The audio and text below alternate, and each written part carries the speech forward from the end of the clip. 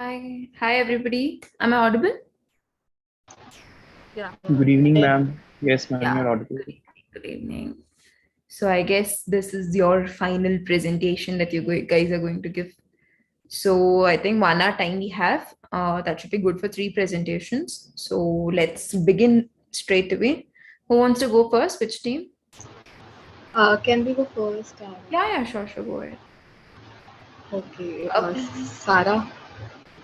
Yeah, uh, yeah. switch, switch on your cameras, everybody. Arya, if I will switch on my camera, then I think I won't be able to give the presentation properly. Sure. So start After your first. presentation, you can switch it on. No Yeah. issues. Yeah, And can sure. you enable the access for sharing the screen? 1 second.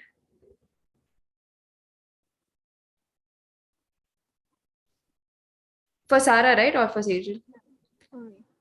For Sarah. Okay. Can you present now?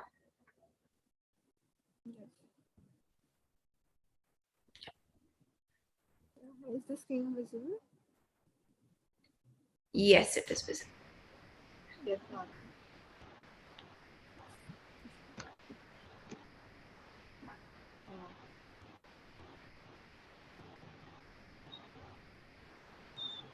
Shall I start? Arya? Yeah, starts. All right. So, hello team. As most of you already know, my name is Sejal Seni. I am pursuing economics honors from Lady Shriram College for Women, Delhi University, and my partner Sara Nasreen is also pursuing economics honors from Zakir Hussain Delhi College, which is also affiliated with Delhi University. And today I'm going to go over the problem of malnutrition. So by the end of this presentation, I'm hoping to give you a better understanding of the same. So before moving on, let me just give you an Sejal, can you introduction be a about this. little bit louder? Can you be a little bit louder? All right. Yeah. So am I audible now? Yeah, you are audible, but like if you could a little bit louder, it would be nice. Is it better now? All right. So before moving on, let me just give you an introduction about the same. Then we have planned to cover one aspect of it, the problem of an imbalanced diet as a major cause of malnutrition, the solution or strategies required to address this problem, the outcomes, the trade-offs among various alternatives, and at last we will also look at the final recommendations, like which is the best alternative among all the alternatives that we have in hand. Uh, so. Uh, So to start with, let me just give you an overview, like introduction about the problem of malnutrition, and then Sarah will take over the presentation. So malnutrition is like what is malnutrition? So malnutrition is a critical condition that occurs when your diet lacks the necessary nutrients, which harms the body's main organs and activities, resulting in delayed growth, low weight, wasting, and other issues. And do you know, like, malnutrition rates are highest among children and women in particular sections of the state. So, which is owing mostly to insufficient food consumption, hazardous childcare practices, limited preventive and curative health services, and so on. While Karnataka has taken the problem of malnutrition seriously, developing suitable regulations and implementing large-scale programs to address it, but like the impact on malnutrition, the impact on nutrition among the poor has been rather limited. Uh, can we go to next slide? Thank you. Like, do you know, like, what is the main cause of malnutrition in basically the poorer and developing countries? Is a lack of well-balanced diet, which results in social and public cost, decreased capacity, and loss of human potential. And what are the main factors that are contributing to it? The main factors are poverty, lack of access to a diverse range of foods, lack of understanding about appropriate dietary habits, and also like high frequency of infectious diseases. So when the policies and programs are devised for to address this problem. What needs to be keep in mind, the government needs to ensure the availability and accessibility of sufficient variety and amount of safe and high quality foods for all people across the state. Sarah, you can take that.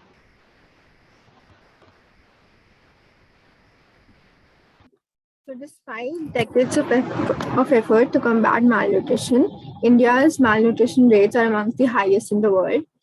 India ranks 101st out of 116 nations in the 2021 Global Hunger Index. With a score of 27.5, India has a serious level of hunger. Aside from the richest 5% population, India's average calorie consumption is less than the recommended 2,503 kilocalorie capita per day. Since 2010, the number of deaths related to poor diet has increased by 15%, accounting for more than 12 million non-communicable disease deaths in adults. This accounts for 26% of all deaths each year. Children's nutritional health in Karnataka has improved marginally by all indicators, according to the 5th National Family Health Survey. In the 4 years between NFHS 4 and NFHS 5, the percentage of stunted children reduced marginally from 36 to 35%. Since NFHS 4, the percentage of wasted children has dropped from 26% to 20%, while the percentage of underweight children has dropped from 35 to 33%. However, a person's persistently high levels of malnutrition still remains a major issue in Karnataka. Furthermore, nearly 1/3 of men and women in Karnataka are overweight or obese. According to the conclusions of a research paper published in BMC Public Health, the average Indian diet is considered unhealthy when compared to the reference diet, with excessive consumption of cereals, processed food, but not enough proteins, fruits, and vegetables. In fact, these trends can be found in across all Indian regions, income levels, and urban and rural sectors, including Karnataka. According to the CNNS survey of Karnataka for 2018 to 19, only 3.6% of children aged 6 to 23 months received a minimal acceptable diet. 18.3% of children have a minimum dietary diversity. 31.6% have received a minimum meal frequency, and only 8.7% of children consume iron-rich foods. Consequences of micronutrient deficiency are high morbidity and high mortality. Vitamin A and iron zinc deficiency, when combined, constitute the second largest risk factor in global burden of diseases. 330,000 child deaths are precipitated every year in India due to vitamin A deficiency. 22,000 people, primarily pregnant women, die every year in India from severe anemia. 6.6 million children are born mentally impaired every year in India due to iodine deficiency. Intellectual capacity is reduced by 15% across India due to iodine deficiency. 2 lakh newborns are born every year in India with neural tube abnormalities due to folic acid deficiency.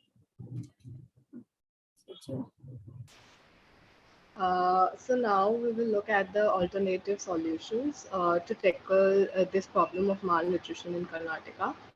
So in the last half century, Karnataka has launched India has launched various nutrition initiatives in Karnataka with goal of reducing malnutrition, including the Poshan Abhiyan, ICDS, and the midday meal scheme. So to effectively combat malnutrition, the Karnataka government must develop food systems, nutrition finance, and health systems, and a comprehensive policy strategy that takes into account affordability, availability, accessibility, awareness, and acceptability can close a nutrition gap and encourage people to consume healthy and sustainable diets for everyone. So what are the various alternatives that we have? So the first one is that we need to expand the beneficiaries of Pradhan Mantri Matru Vandana Yojana, which basically aims to provide partial compensation to pregnant and lactating mothers Pregnancy necessitates that a woman consumes greater nutrients in order to sustain the pregnancy and birth a healthy child. As a result, the monetary incentives supplied in three installments can be used to meet at least the daily nutrition needs of pregnant women. The scheme includes antenatal care, iron folic acid supplements, lactation counseling, full child immunization, tetanus vaccine, and vitamin A supplementation, all of which will help improve children's nutrition status. While the program experienced improved positive awareness among beneficiaries, the program's coverage remained limited, owing to the conditional selection of users. Pregnant and lactating women were only eligible for the scheme if it was their first child. This has resulted in the exclusion of poor women who have more than one child, contributing to the intergenerational cycle of undernutrition. And the World Health Organization recommends that a newborn be exclusively breastfed for the first 180 days of life. Following this requires a mother to take adequate nutrients herself in order to deliver the necessary amount of nutrition to the baby. Due to economic and social hardship, many women continue to work to provide for their families right up until the completion of their pregnancy. Furthermore, women return to work soon after childbirth, even if their bodies do not allow it, preventing their bodies from properly recovering on the one hand and hindering their capacity to exclusively breastfeed their small infant for the first 6 months on the other. As a result, providing monetary incentives to all the mothers will be advantageous, and broadening the scope of this project to include all mothers will have a big influence on reducing malnutrition in Karnataka. The next we need to do is to incentivize farmers and small businesses to grow healthy crops and food, in which incentivizing smallholder farmers to grow nutritious crop step and staple foods, enhancing access to safe and nutrition diets across the value chain. Furthermore, micro, small, and medium-sized enterprises, which is known as MSMEs, as we all know, can be encouraged to manufacture and process nutritious and culturally appropriate foods made from millets and legumes such as lentils, chickpeas, groundnuts, and ragi, which are high in nutrients and can be stored for an extended period of time. They can also be made by women's self-help groups that are permitted to prepare take-home rations and then distributed through the ICDS channel to pregnant and lactating women and small children. Such efforts have the potential to improve the livelihoods of small scale farmers and businesses while also increasing access to nutrition. Furthermore, the significance of kitchen gardens, poultry, and animal raising and sustainable agriculture should be emphasized. Giving farmers incentives can help families become self sufficient, which is both environmentally and ecologically friendly and maintains food sovereignty. The next we have is the biofortification to combat malnutrition as an alternative. What is biofortification? So, biofortification basically refers to nutritionally enhance food crops with increased bioavailability to the human population that are designed and grown using current biotechnology techniques, traditional plant breeding, and agronomic approaches. Biofortification is claimed to be one of the most cost effective ways to offer the required levels of nutrients. As a result, steps to ensure effective adoption and integration into policies, consumer demand, and food access must be prioritized.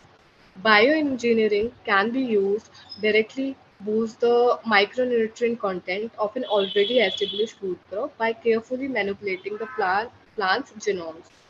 Furthermore, bioengineering can be used to boost the popularity of a range of extremely nutritious crops that either do not grow well locally or have gone out of favor due to the huge advances made to cereals during the Green Revolution. The delivery of micronutrient supplements to impoverished populations has proven to be effective. Therefore, the development of biotech food crops with better properties such as increased iron stored protein, higher amounts of folate, can offer adequate levels of these and other essential micronutrients that are usually lacking in states' diets.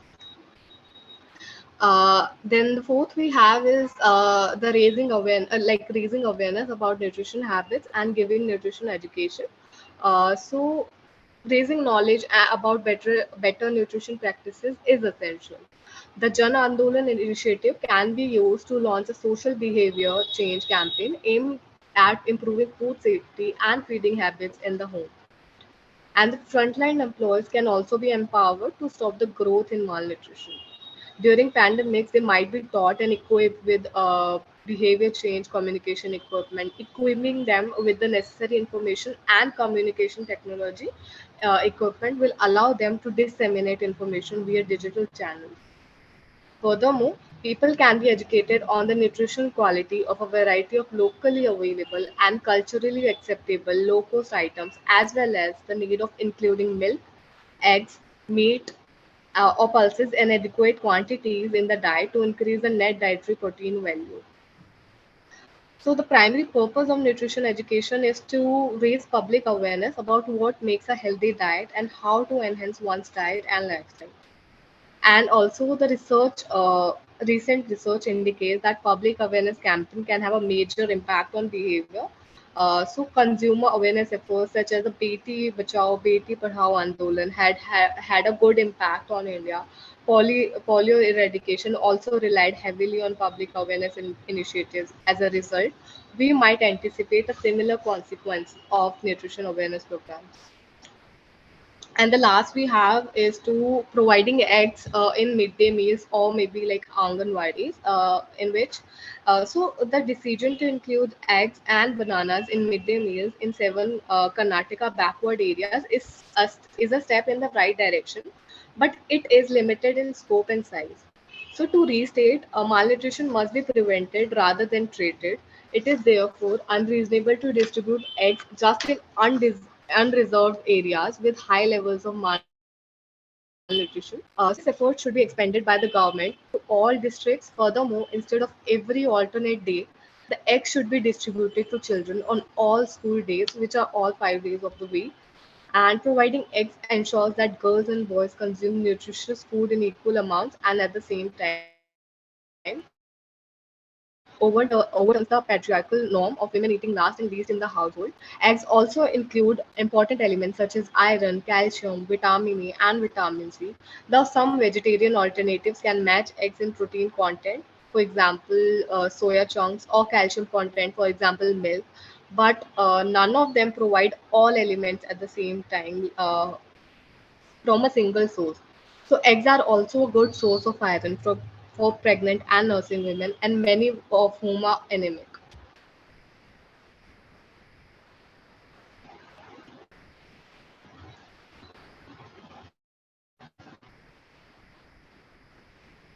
So I'm going to talk about the drawbacks of the following alternatives to give a final recommendation. So expanding the coverage of the PMMVY scheme to all women, that is women who have more than one child. Women living in poverty may have additional children in order to benefit from the scheme. In order to benefit from the scheme's incentives, that is the cash incentives that is provided, this may result in an increase in population and more children living in poverty. Um, Awareness programs may not be as effective in changing the behavioral patterns of Karnataka's population and would also necessitate consistent and adequate funding from government over a long period of time, as changing behavior takes time. Data suggests that multiple long-term exposure to micronutrients, particularly fortified diets, may have negative impacts. Despite enormous benefits of food fortification strategies, a systematic review performed in both high-income countries and low-middle-income countries did not find any significant association in child growth outcomes. Moreover, its evidence suggests multiple exposure to fortified foods results in adverse effects. And providing incentives to farmers to grow nutrient-rich crops, uh, it will increase the supply of these crops, which will require storage. But the number of cold storage facilities in the state is inadequate. Because the warehouses lack sufficient ambience, such as proper temperature and moisture, the quality of grain suffers, resulting in damage and waste of the produce. Implementation of eggs in midday meal schemes or Anganwadis in every district may spark significant debate and protest among some segments of our society. When the state administration proposed introducing eggs in midday meals in all the 7 districts, it sparked outrage. Hindu religious authorities opposed it, claiming that it would have an impact on the state's food culture. Um, so when compared to the in an awareness campaign, we're basically generating demand for nutrition rich products, which can be met by providing the incentives to farmers. But when compared to the other methods, a media campaign will be less effective in making nutritious foods affordable and accessible, as it will simply raise public awareness of nutrition practices and have no impact on the pricing of nutrient-dense foods. Providing incentives to farmers and encouraging people to grow kitchen gardens will help make families more self-sufficient. This will make nutrition-rich products accessible, but it will also increase the problem of storage facilities, due to which the quality of grain will suffer. The proposal of implementing eggs in midday meal and Anganwadis in 7 districts led to protests across the country. Despite facing that situation, it was still implemented. So it is possible to expand this program in all Karnataka districts, as well as deliver eggs to children on all days. The monetary incentives. Furthermore, biofortification is a highly effective and efficient method of enhancing nutrition. If adequately monitored, fortification poses little risk of toxicity. As a result, giving fortified foods other than rice and Anganwadi, as it is now being done in one of Karnataka district, will aid in improving the diet of mothers and children. However, increasing the range of foods available in Anganwadis will increase the workload of staff who are usually underpaid. As a result, workers will find it more difficult to manage the additional burden. Moreover, extending the PMVY scheme to all mothers will aid in nutrition improvement, because a mother's diet will ensure a baby is born healthy. However, it may result in an increase in population. But ensuring that mothers receive nutritional supplements and that kids are born healthy is more important than controlling the state's population rate. Finally, after weighing the trade-offs, providing eggs every day in midday meals and expanding the beneficiaries of the PMVY scheme are the most desirable solution to solve the problem of lack of diets and tackle the problem of malnutrition in Karnataka. So to summarize, malnutrition is concerned with the quality of food rather than the quantity. As a result, a comprehensive policy strategy that considers pricing, availability, accessibility, awareness, and acceptability can bridge the nutrition gap and encourage people to consume healthy and sustainable diet for everyone. So to achieve national security in Karnataka, nutrition security in Karnataka, a much more holistic approach is required to improve the affordability of the full range of nutritious food groups. And the child malnutrition in Karnataka cannot be blamed solely on a lack of balanced diet, because evidence has also pointed out to a number of issues in execution as well. Furthermore, much more administrative and political will is needed to close the gap between what has been accomplished and what was rejected.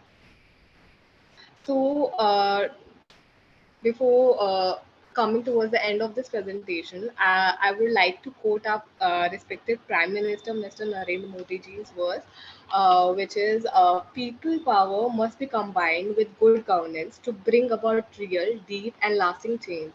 The combination can achieve almost this combination can achieve almost everything from eliminating corruption to ending malnutrition and illiteracy.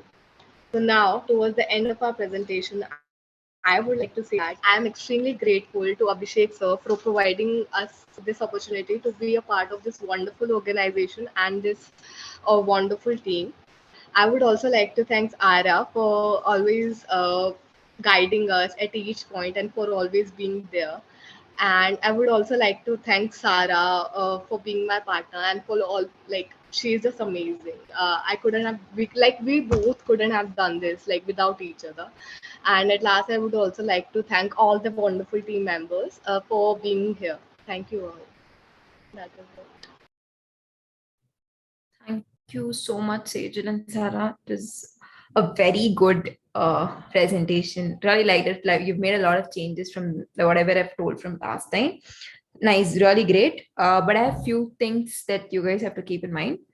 Some of the very good things that I understood was you have identified the problem right. Like the problem statement was very short and crisp. It was neat, on point. And then you've included the data from Karnataka, which the previous time you didn't, and now you've included data from Karnataka. Very nice. And you've come up with few feasible solutions, that is raising awareness and expanding the scope of Matru Vandana Yojana in the beginning. But however, when it came to like when you said that everybody has to get, all women has to be included under the purview of Pradhan Mantri Matru Vandana Yojana, I understand you consider a trade-off, but then in the final decision part, you shouldn't have brought that up, because once you say that you have to give it to everybody, then we don't have so much of money. And at the end of the day, we can only target-oriented approach works in our country. So if uniformly everybody has to get a particular scheme, no. I understand you consider in the trade-off section, but in the final decision part, it again came up. And then you've included the social aspects, how culturally providing eggs may cause some debates and protests. Excellent. And your trade-offs were also presented very well. Some scope for improvement that I feel are, you need not give a basic information, that is what is malnutrition, because for a person who's sitting there, for the person who's presenting the policy, and a person who's listening to your policy brief also knows what is malnutrition. So I understand right now you presented good, but generally this is something that you have to keep in mind when you are giving a policy presentation at that level. So you need not define the basic things, what is malnutrition, everything, right? Because especially when you're giving it, presenting it to your IS officer or somebody, they do not have the time to listen to all these things. So that shouldn't be there. And then again, I feel evidence, there were few points that were like complete global India and all those things that was kind of irrelevant. And then incentivizing the farmers and MSME is again outside the scope of ICT in the Ministry of Women and Child Development. That comes under the midday meal scheme comes under Ministry of Human Resource Development. So that could have been avoided, because only Anganwadi, yes, but if you included in midday meal scheme, that's where it went wrong. Then one most important thing, the last slogan by our Prime Minister is good, provided you should, this is something, okay, in Karnataka, I understand the ruling party is also the same, so that should be fine. But always keep in mind that when you are quoting the people, like anybody, make sure the party that you're addressing to is currently ruling there. Otherwise, they're going to reject the entire proposal, because at the end of the day, political will is also equally important when you're coming up with policy piece, right? Then one more thing, you shouldn't have included the data of obesity. Like in Karnataka government, malnutrition, when you're addressing the data of obesity, you could have avoided. But that's it. But overall, you guys have done a really good job. You've done sufficient research. You have went out of your way to make sure you get all the points, include everything. Really great presentation, guys. All the best. Thank you, Ara, for the feedback. And yes, about that quoting word thing, I just quoted those words essay, but I didn't know like whatever you said, Abhi.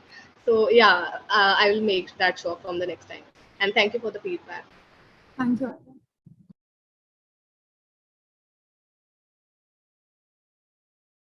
Next, who wants to go?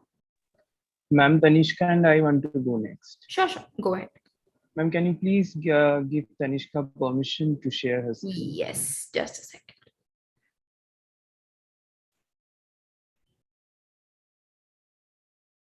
Tanishka, can you present now? Yeah, wait, I'll check. Yeah.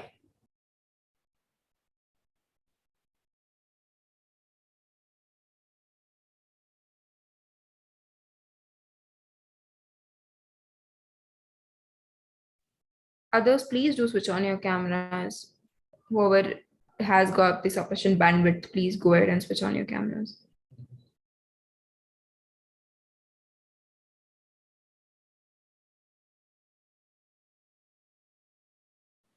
Is my screen visible to you all? Yeah, it's visible. Okay, just wait a second. Okay, so first of all, hi everyone. My name is Tanishka Srivastav, and I am 19 years old. I'm currently pursuing a bachelor's in economic honors from College of Vocational Studies, Delhi University. Projal, would you like to introduce yourself? Yeah. Good evening, everyone. Myself, Projal Gupta. I'm currently pursuing MSc in Economics from University of Adamas, West Bengal. And so today, Tanishka and I will be presenting on malnutrition in India with special reference to Karnataka. So Tanishka, I would request you to start with it. Okay, so before talking about Karnataka, we'll just give an overview of malnutrition overall in India. So we know how much of a serious problem it is in our country. Wait a second, is this thing coming in between? No, it's clear. It's okay. Okay, sure. So we all know how much of a serious problem malnutrition in our country is, and to support this statement, I have provided with certain figures. So I'll just read out certain figures that will support the statement. So first of all, there are 25% women in the age group of between 14 to 40 years in India that are undernourished. There are 36% who are underweight. From this, 29% live in urban areas, while 38% live in rural areas. 7.5% of Indian children are suffering from severe problems associated with malnutrition. And the most alarming thing was that 9.6 lakh children who are less than 5 years of age die annually due to problems that are associated with malnutrition. So I think we clearly know how much of a serious problem malnutrition in our country is. Now, to add to that, we also know that COVID-19 has been a part of our lives for the longest time. And COVID-19 did have a very big effect, serious effect on malnutrition amongst the children as well as the adults. So we've just provided with certain graphs. Now, the first graph shows the relationship between the COVID-19 and its effect on malnutrition amongst the age group of amongst the children. And the second graph shows the relationship of COVID-19 and its effect on the malnutrition amongst the adults. So I like Projal to continue. So coming to the evidences part, according to the government data, Karnataka has a significant number of malnourished children, even though a NITI Aayog report noted that 20 out of 30 districts has already shown a steady declining trend of the issue. As per data released by the state government, outside of the NITI Aayog report, there was 3,47,051 moderately malnourished children and 7,908 severely malnourished children in the state till the end of August 2021, of which 5,828 and 159 children respectively were from Bangalore urban area. Although the government has vehemently said that the records have steadily declined over the years, experts are of some different opinion. Experts noted that the pandemic situation had also interfered with the identification and registration of those citizens suffering from such acute problem. The superintendent of Vani Vilas Hospital was of the opinion that many mothers and children were not coming to the hospital for checkups during the pandemic situation. So the number of malnourished cases being registered has clearly dropped. From the data, we could infer a clear-cut scenario of Bangalore, but the conditions of the outskirts are literally miserable. Many are of the view that the state of Karnataka has lost the plot on malnutrition during the crucial pandemic situation because Anganwadi workers were deputed to vaccination-related activities, especially in the rural areas. They were sent to rural areas in order to perform all the vaccination related activities, to give doses over there. UNICEF has severely criticized this diversion of Anganwadi workers by saying that this diversion would take a toll on children in the upcoming days, as many have been deprived for more than a year of proper nutritional support. Even reports exist that the rations which were taken home at that time were mostly consumed by the dominating members of the family and not enough went to children or mothers. Please change the slide.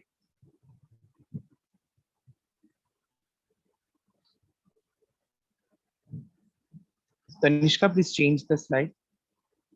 Yeah, wait a second. I think my laptop hanged. Wait.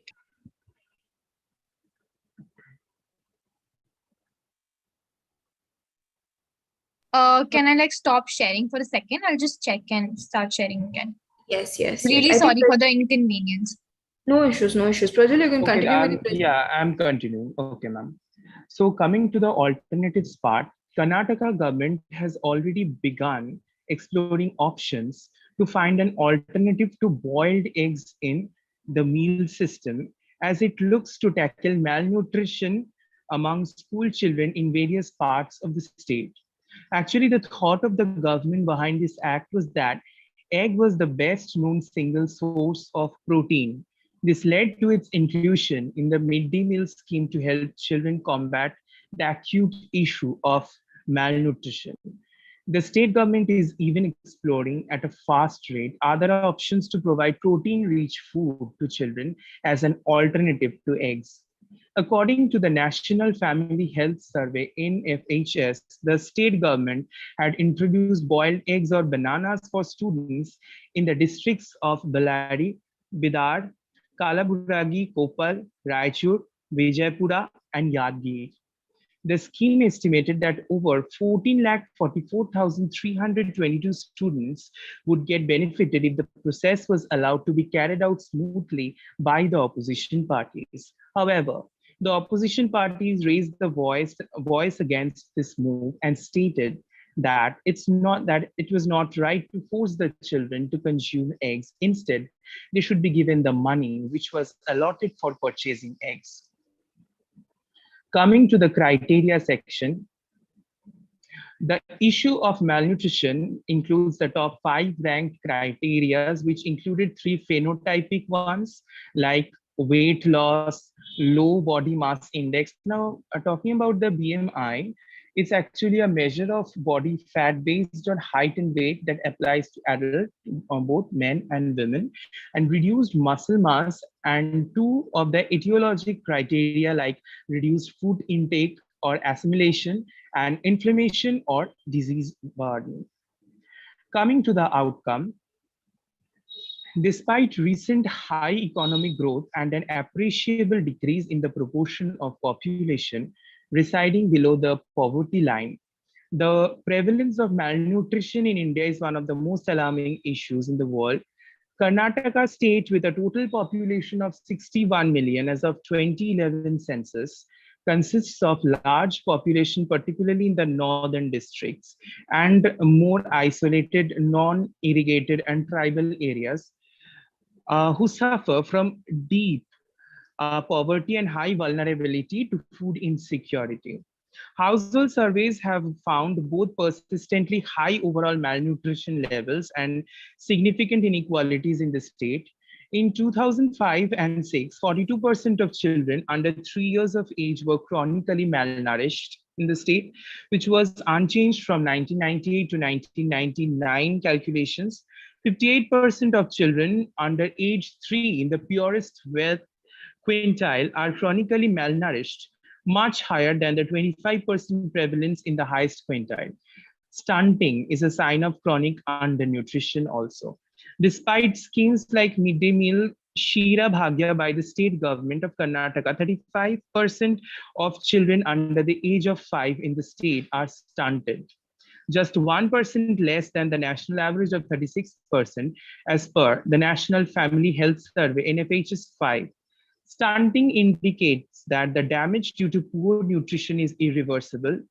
It was also reported by Karnataka Janarogya Chalugali co-convener Akhila Vasan that 40% of pregnant women were anemic in the state. Barely 11% of infants got adequate food. Even the quality of the meals deteriorated over the years. Tanishka, please continue. Okay, thank you, Projal. So to sum up, we'll talk about the trade-off and the solutions. As Projal mentioned that eggs were included in the diets because they are the they're considered to be they're considered to be rich in protein and various other important nutrients. However, there was a little opposition from the other parties, which felt that it was not right to force someone to eat eggs, which I completely feel is right, because I, being a vegetarian, also feel that you can't always force someone to eat the egg at the cost of their beliefs. So instead of eggs, the government could provide with paneer or soya bean, which are also rich in protein and various other nutrients, and could be provided to the undernourished people. However, the trade-off is that they are a bit costlier, which could add to a problem. However, they are rich in protein and also solve the problem of being fed to both the vegetarians and the non-vegetarians. Now, the second thing is that a close watch should be kept on the workers who are distributing the government-sponsored food. Now, there have been cases and reports where the government charged the workers on the ground of not providing the food to the undernourished people. Instead, they consumed it themselves, or they misuse the food in some manner. So there have been cases, and so closer watch should be kept on the workers. Third is that packet of curds can also be provided. It can be of any brand which the government feels is reliable and also cost efficient, such as Amul or any other reliable company's brand, which the government feels is fine. So to sum up, this is pretty much what Projal and I tried to find about. And thank you so much, Arya ma'am. Thank you so much, Abhishek sir. Thank you so much, Projal, for being an amazing partner. Thank you so much to you too and You everyone have, else also. yes, you have been working for the internship even when there were certain problems, and I'm really glad to have such a dedicating partner. And thank you to everyone for inspiring us. Thank you. Thank you so much. Thank you so much, Tanishka and Projal. You guys have also made a lot of changes in the presentation from the last time. But I have some good points that you guys have included is the impact of pandemic. That was very important point that you guys have noted, because the report was released only after the pandemic, and that was actually the survey was carried out during the pandemic. So very, very valid point that you guys have raised. Really good. And you guys have done sufficient research, especially with regard to Karnataka, all those small points that you have noted down. And also the fact of North Karnataka performing poorer than other districts in Karnataka is also a very good point that you have brought up. And the idea of including curds in the meal, excellent. So 2 points that you have noted is very good, but at the same time, I have a few points for scope for improvement. One, in the first slide itself, you've included the data from I think it was easily 5 to 6 points from India data, the all India data that could have been avoided. And politics should be strictly avoided, because there were a few statements that you made, like the opposition told this, the opposition, such things should be completely avoided. Those statements are just not at all okay. And again, as I said, for the other team, no basic explanation of what malnutrition is, or what is body mass index and all those things. No such basic definitions are required. And also quoting people is also a no-no, unless the person is like some great economist or a great academician. Otherwise, quoting people is again no-no. So besides this, again, the idea of providing paneer is not at all feasible because of the cost thing. I understand you've calculated the trade-off, but even in the trade-off also, you cannot come up with points like paneer because it is very costly. Something that cannot be even can be considered. So such things, but idea of curds is absolutely very good idea. So such things can be avoided. But other than that, overall, you guys have done a lot of changes from the last time, whatever the presentation you had. Good job, guys. I understand like Tanishka had a lot of exams and a lot of issues in between, but Projal also, you've you were always like, ma'am, please, she is not well, or ma'am, you have exam, but despite all those things, you guys have worked really hard and you've come up with a very good presentation. Good job, guys. Thank you Thank so you much, so much, ma'am. ma'am. Thank you so much, ma'am. And thank you so much, Tanishka also. Yes. Nikita and team, you guys have a short presentation, or if it's a long presentation, we'll take it up tomorrow. But if it's like 15-20 minutes presentation, we can go ahead with it. It is about 25 slides. Oh, okay. I think in that case, we'll take it up tomorrow. No issues. Because Then- yeah, I thought 1 hour I could finish 3 presentations, but I could complete only 2. It's okay. It's okay. But I feel it's like something that's enriching all our knowledge. I learned a lot of new things from the 2 presentations that I had today. No issues, guys. We'll take it up tomorrow. Good job. I think these people have set a very high benchmark for the rest of y'all. So all the best, guys, for your presentation tomorrow. And those 2 presentations that has happened today, Sejal, Tanishka, Projal, Sarah, excellent job. Thank you so much, ma'am. Thank you. Yes. Thank you, Arya. Yes. So see you guys tomorrow. Yeah, Okay, sure. okay, ma'am. Thank you so much. Please attend, guys. Those who have completed the presentation, those who have to present tomorrow, all of y'all, please do attend the Ma'am, meeting. same time tomorrow, right? Sorry, I couldn't hear you. Ma'am, same time tomorrow, right? Yeah. 7 to 8. Okay, thank you. Yeah. Bye-bye. Thank you so much, ma'am. Thank you. Bye. Thank you, ma'am. Bye, Arya. Take care. Bye-bye. Bye.